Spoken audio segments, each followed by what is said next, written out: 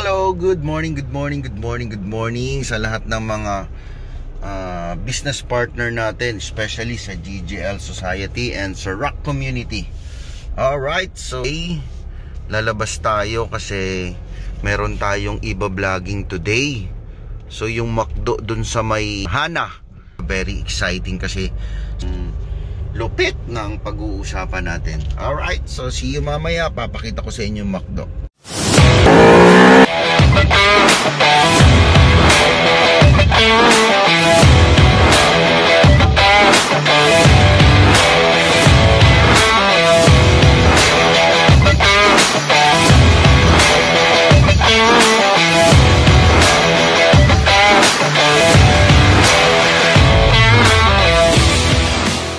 Nandito na tayo. Ang McDo Hana, dulo to ng No Valley, kasi dito ako nakatira. Okay, imagine, yan. 'Di ba? Nakikita mo yan, puro puno, yan puno. Oh, puno. Wala man lang katao-taong dumadaan dito. Grabe nga, napaka-positive nga tong negosyante na to, 'di ba? Imagine mo, ito yung ima-market mo. Sino ima-market mo dito? May dumadaan din pero madalang lang kasi 'di ba? Puro gubat to dito dulo Kaya lang sabi ko nga, bakit natin siya pag-uusapan and bakit natin siya iba-vlog today, December 28, kasi ang mga tao na yumayaman, yun yung mga magaganda, yung mga pananaw nila. Sila yung may guts, sila yung malalakas ang loob, 'di ba? Sila yung positive mag-isip sa buhay, 'di ba? Kahit saan mo ilagay yan, ang nakikita nila positibo, maganda.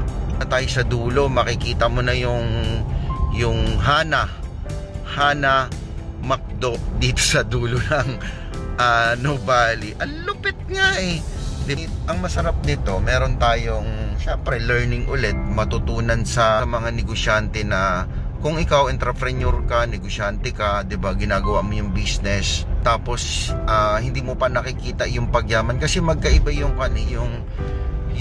gusto kong yumaman, tapos yung utak naman hindi align sa pagyaman. Example, gusto mong yumaman pero ang pina-priority mo ang pag-uwi, ang pina-priority mo ang reunion, ang pina-priority mo Pasko, New Year.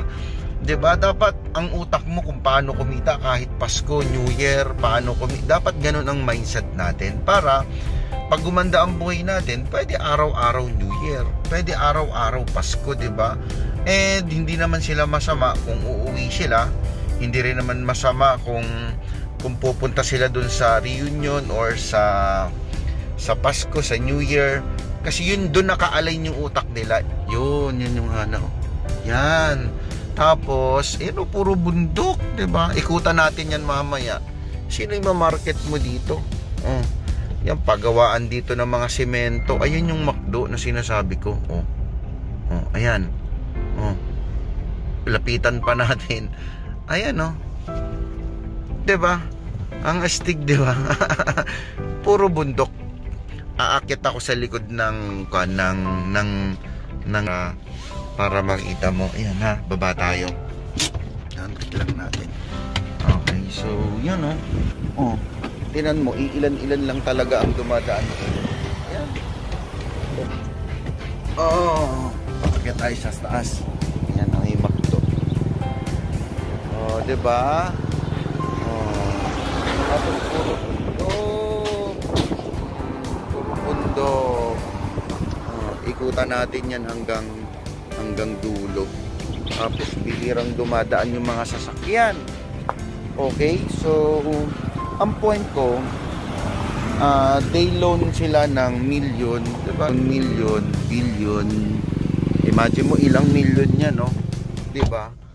Holiday pero humahataw yung may-ari. Humahataw sila, mayaman na pa rin sila sa pagyaman. Hataw pa rin sila sa pagnegosyo, 'di ba? Puro bundok, may nagbabike dito, 'di ba? Bundok. Ikutan natin to, puro to bundok dito hanggang dun to sa may kanluban. Kasi dito malawak dito yung golf club, kasi dito kami naglalaro dati ng golf. Yan, hanggang ngayon naman naglalaro kami ng golf. Yan, oh. Tapos andun lang yung McDo sa kabila. Ayan yung Kanlubang Golf Club. Ayan. Yan, oh, pasok tayo dito. Tingnan mo, puro rin to gubat dito. Mga nagbabike. Yan. Balik tayo dun sa usapan natin. Kasi kung gusto mo talagang yumaman, gumanda ang buhay, umayos ang buhay mo, magkaroon ng masagana ang buhay ng pamilya mo, dapat laging maganda ang nakikita mo. 'Di ba? Katulad niyan, 'di ba, sa mga nasa hovers, 'di ba? Pag nasa hub ka pa, tapos nakikita mo parang ano ba 'yan? Parang ang bigat, parang ang kunat, parang toxic na yung mga tao. Ang toxic ikaw, yung utak mo. Kasi kung maganda ang isip mo, maganda ang mindset mo, sabi ko nga sa inyo lagi, ang lagi ko lang sinasabi, nire-remind sa inyo, dapat parking muna tayo. Ang lagi ko lang sinasabi sa inyo, gandahan mo lang lagi ang takbo ng isip mo, yung pananaw mo dapat maganda lagi. 'Di ba? Kaya kung gusto mong gumanda ang buhay mo, dapat maganda ang iniisip mo. Pagkagising mo pa lang, always be thankful ka na.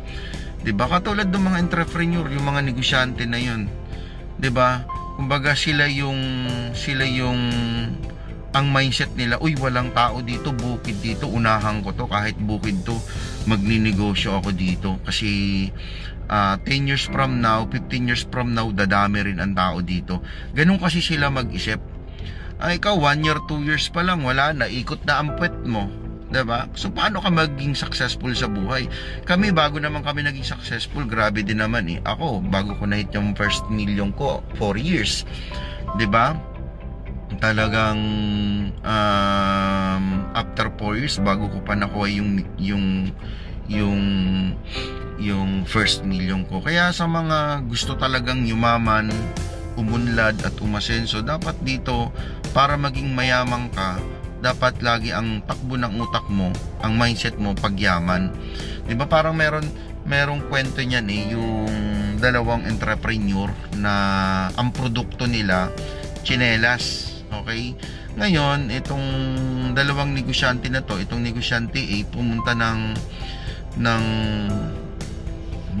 Nigeria, tapos ang product niya ay tsinelas. At pagdating niya dun sa Nigeria, lahat ng tao pala dun hindi nagtsitsinelas. So sabi niya, nako, yari, lahat ng tao dito hindi nagtsitsinelas, hindi mag-click yung product ko dito, diba? Hindi to mabebenta. So ang ginawa niya, bumalik siya ng Pilipinas, tapos kinwento niya dun sa kaibigan niyang B, negosyante din. Sabi niya, walang nagchichinelas dun, hindi gumagamit ng chinelas dun. Wow, pagka nabentahan ko yun at may bumiling isa dun at nagustuhan, talaga naman. So ang ginawa nung entrepreneur B, ang ginawa niya, pumunta siya ng Nigeria. Ang product din niya, chinelas. At pagdating doon, may nabentahan siyang isa. Sabi niya, oo nga, hindi nga talaga lahat sila nagchichinelas dito, pero sigurado to pagka nabentahan ko tong isa. So meron siyang binentahan isa na hindi niya alam, kasambahay nung hari sa Nigeria, 'di ba? Tapos pagbenta niya yung tsinelas, sabi niya, alam mo ma'am, pagka nabili mo tong tsinelas na to, maganda na to, hindi na maiinitan yung paa mo, hindi na yan magkakakalyo, hindi na yan magkakabiyak-biyak, sabing ganun. Talaga, anong gagawin natin? Etong tsinelas na to ma'am, ibebenta ko to sa'yo, mura lang, tapos may libre pang isa. Kumbaga meron siyang plus effort, meron siyang add points, parang promo para bilhin yung produkto niya. So binili ngayon, sa pagbili, pag uwi nung kasambahay doon sa hari, binigay niya doon sa hari dahil Christmas 28 ngayong araw din yun. Binigay niya doon sa hari, nagustuhan ng hari. Pag sabi ng hari na lahat daw ng ng mga nagtatrabaho sa kanya, bilhin lahat ng tsinelas. Kaya ang nangyari, sumabog yung business niya at ngayon napakayaman nung entrepreneur B. So ang point ko, dapat ganun, maging positive ka lagi sa buhay.